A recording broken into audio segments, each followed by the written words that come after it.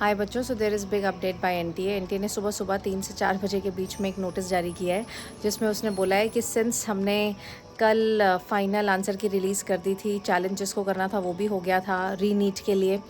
तो अब जो रिज़ल्ट है वो 1563 कैंडिडेट, जिसमें से सिर्फ 813 ने पेपर दिया था, उनका रिज़ल्ट रिलीज़ कर दिया है।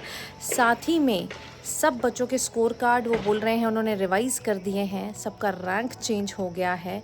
तो आप सबसे, आप चाहे उस रीनीट वाले में आते हैं चाहे रीनीट वाले में नहीं आते हैं, you all are requested to check your result on this link. मैं नीचे कमेंट्स में पिन कर दूंगी एंड आपको अपने टेलीग्राम पे भी दे दूंगी। सी पाहुजा बायोलॉजी ऑफिशियल से बेटा जी टेलीग्राम है, वहाँ जाकर आप अपना रिज़ल्ट जो है वो चेक कर सकते हैं।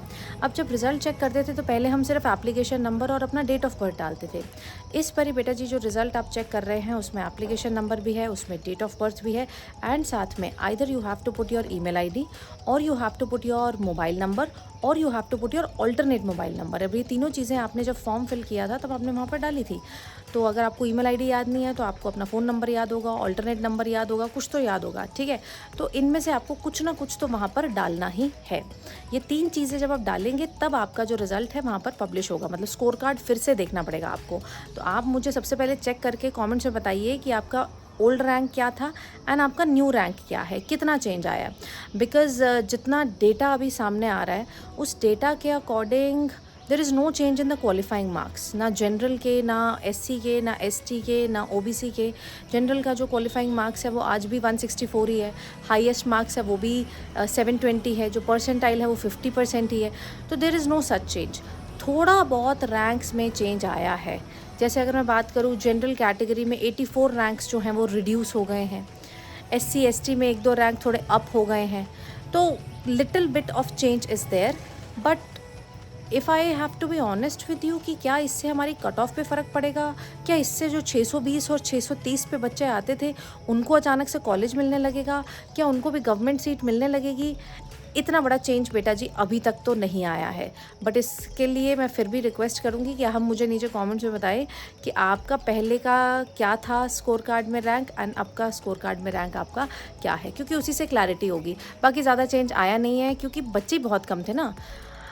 आज भी बेटा जी 67 में से 67 बच्चे जिनके 720 मार्क्स थे अब 61 हो गए हैं ग्रेस मार्क्स हटाने के बाद, एंड कोई फ़र्क इसमें नहीं पड़ा है। तो दैट इज़ इट। तो एक बार ये अपना चेक करके बताएं। कुछ बच्चे पूछ रहे हैं कि क्या अब रीनीट होगा या नहीं होगा। देखिए बेटा, रीनीट होना या ना होना सब कुछ सुप्रीम कोर्ट की जजमेंट पर बेस्ड है। सुप्रीम कोर्ट बेटा जी 8 जुलाई को अपना जजमेंट रिलीज़ करेगी कि वेदर रीनीट विल हैपन, और will it happen in the isolated area और will it happen in the whole of India, या सिर्फ बिहार में होगा या कैसा होगा। ये हम अभी अपनी मर्ज़ी से कुछ भी नहीं बोल सकते हैं बेटा। तो मेरा तो सजेशन यही था कि रीपब्लिशमेंट ऑफ रिज़ल्ट हो गया है। मतलब हम ये पहले सोच रहे थे कि क्या 8 जुलाई को रीनीट होगा या रीपब्लिशमेंट ऑफ रिज़ल्ट होगा। तो बेसिकली रीपब्लिशमेंट ऑफ रिज़ल्ट तो सबके लिए हो ही गया है। अब उसका तो कोई बचा ही नहीं है कि सुप्रीम कोर्ट विल से कि रीपब्लिशमेंट करेंगे, या तो वो they will just ask them to follow this result, or it might happen in some isolated area, कुछ नहीं कह सकते। तो my suggestion to everyone is कि अगर आपके already 630 620 से अब आपके नीचे आ रहे हैं ना, अब there is no point of waiting and thinking कि इस साल हमें इस नंबर पे कॉलेज मिल सकता है।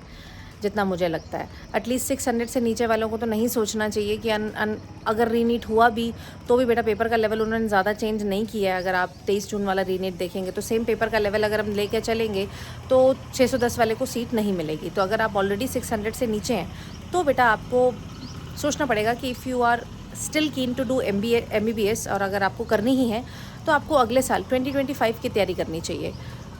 क्योंकि अचानक से हम देखिए इस बारी भी कट ऑफ चेंज नहीं हुई ना, जो हमने उम्मीद की थी कि बहुत चेंज होगी, कोई चेंज खासी हुई नहीं है। तो अगली बारी भी इतना कुछ फ़ायदा नहीं आएगा। तो if you are scoring less than 550, if you are scoring less than 600, then it's best कि आप तैयारी करें अगले साल की। अगले साल के लिए नया बैच मेरा ऑलरेडी लॉन्च हो चुका है। बैच का नाम है फिनिक्स 3.0। आज ही उसकी पहली क्लास है, फ्री क्लास है यूट्यूब पे।